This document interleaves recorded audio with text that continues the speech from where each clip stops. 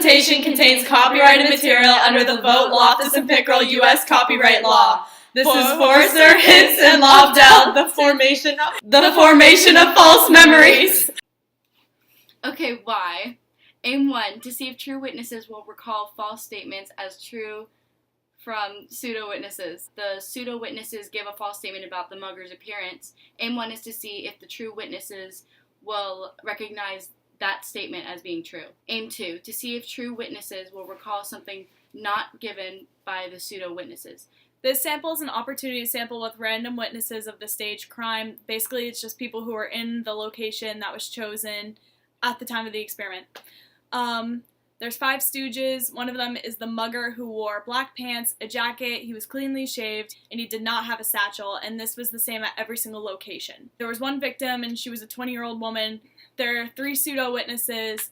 Their normal appearance according to the region. It was the same false statements in every location, so the pseudo-witnesses would say the same false things about the mugger in each region. Where? There we go, hit the X. Where? This is a field experiment, and it was done in different parks in the following regions. In the East Coast, West Coast, Southwest, Midwest, and Northeast. That way you get a generalizable variety of places. How? Procedure and data. Staged mugging of the woman in the park, and by people who witnessed it are gathered by 2 experimenters posing as investigators who asked them for what the mugger looked like. Basically, the experimenters just dress up as investigators, and they question the witnesses to ask what the mugger looked like and what he was wearing.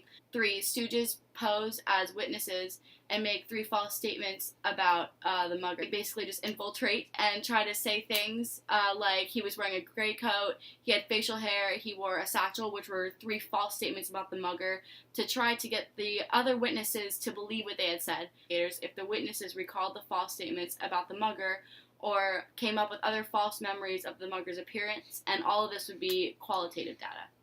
Alright, so how long the study took? Snapchat!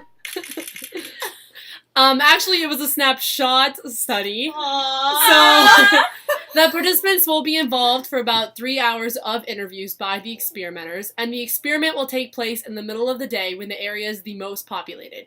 One practical issue pertains to the stooges, which would be finding the correct amount of stooges needed for the experiment and being able to move them around as the experiment moves from coast to coast.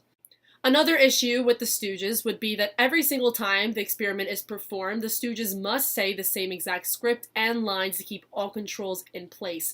One practical strength in this study would be the high ecological validity due to it being conducted in a field.